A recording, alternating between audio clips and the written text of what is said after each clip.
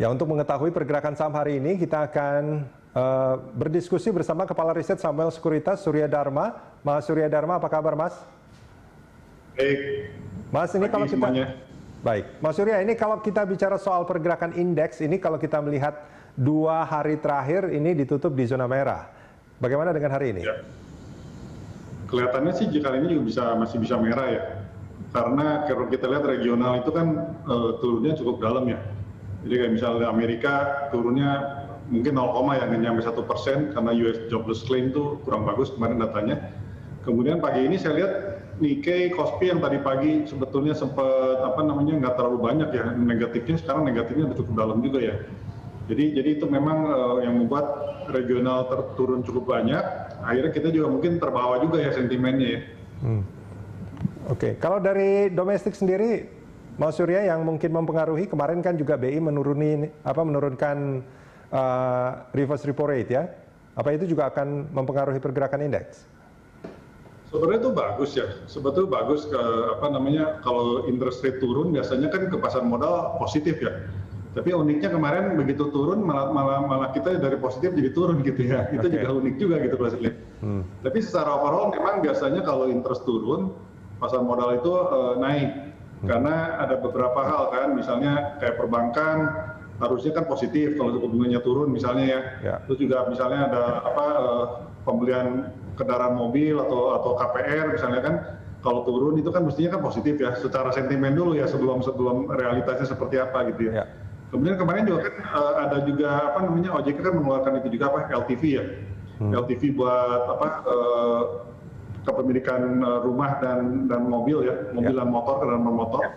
Jadi itu juga bukannya LTV buat properti, bukan buat kendaraan bermotor. Maksudnya intinya itu sebetulnya kan down paymentnya tuh jadi 0 kan kalau 100% itu kan.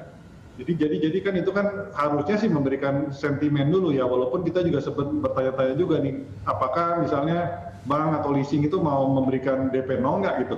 Karena itu juga kan sesuatu yang belum tentu pasti bahkan diberikan juga gitu kan. Tapi minimal ada sentimen positif lah. Oke. Kalau kita bicara soal LTV, ada juga PPNBM 0% untuk mobil baru yang dimulai bulan Maret kan, mestinya juga itu memberikan sentimen positif bukan? Ya harusnya untuk beberapa mobil yang di bawah 1.500 cc ya, dengan kadar lokalnya cukup tinggi ya, itu dikenakan mengenakan PPNBM-nya kan jadi turun ya, jadi 0% gitu, itu positif mestinya sih ya. Nah, Mas Surya, ini dengan kondisi yang seperti tadi Mas Surya katakan, bahwa sebetulnya ada sentimen-sentimen domestik yang mestinya menjadi positif untuk mendorong pergerakan indeks, tapi Mas Surya sendiri melihat bahwa, memprediksi bahwa hari ini justru masih akan negatif. Ini artinya apa?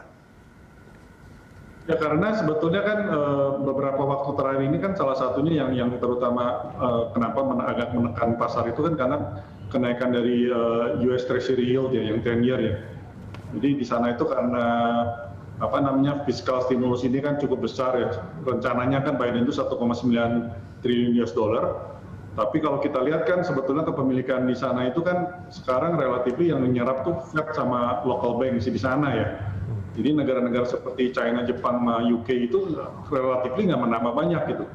Jadi itu sebabnya kenapa US Treasury yield itu naik di sana sempat 1,3% ya, di atas 1,3%, karena untuk menarik supaya negara-negara asing istilahnya mau membeli juga gitu. Itu membuat yield di sini juga ikutan naik gitu. Karena kan selisihnya kan ada benchmark tertentu biasanya kan. Jadi di sini banyak yang jualan obligasi juga tuh beberapa waktu terakhir ya, karena kondisi itu gitu. Jadi itu menekan pasar juga. Tapi kalau kita lihat sebetulnya asing keluar juga nggak terlalu banyak sih. Jadi ini banyak kan lokal sentimen yang banyak yang profit taking juga mungkin ya. Mungkin ada cut loss juga sih sebenarnya.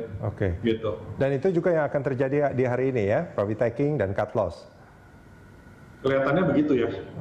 Boleh nggak kalau saya katakan sebetulnya sentimen-sentimen eksternal itu jauh lebih kuat dibandingkan sentimen-sentimen positif yang sebetulnya banyak dari kebijakan pemerintah yang dikeluarkan?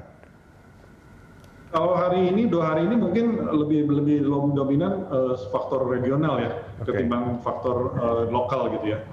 Dan kita perlu ingat bahwa investor retail kita itu kan sekarang sangat dominan ya. Jadi mungkin transaksi bisa 82% itu investor lokal, 2/3-nya mungkin retail ya. Jadi Oke. itu juga memang pola dari transaksinya mungkin berbeda juga ya. Karena kalau kita lihat sekarang kan transaksi yang besar sekali itu biasanya kan aneka tambang gitu ya, selalu menjadi top value gitu. Atau kemarin-kemarin misalnya timah gitu ya. Yang dulu-dulu kan mungkin yang besar-besar biasanya kan saham-saham for big banks gitu ya.